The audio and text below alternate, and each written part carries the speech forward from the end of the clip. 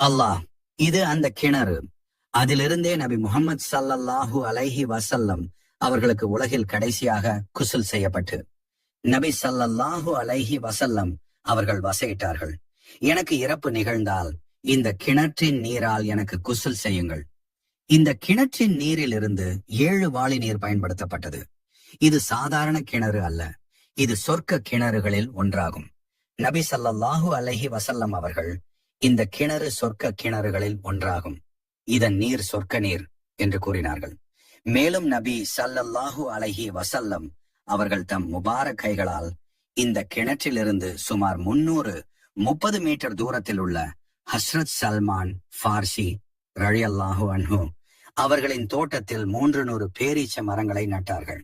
இதனால் இக்கிணற்றிற்கு பீர் ஃபிரஸ் பிரேகராஸ் என்ற பெயர் சூட்டப்பட்டது. உலகம் முழுவதிலிருந்தும் மக்கள் இங்கு வந்து நபி ஸல்லல்லாஹு அலைஹி வஸல்லம் அவர்களுக்கு தரூத் மற்றும் சலாம் செலுத்தி இந்த பாக்ய கிணற்றை தரிசனம் செய்து அதன் நீரை பருகுகின்றனர்.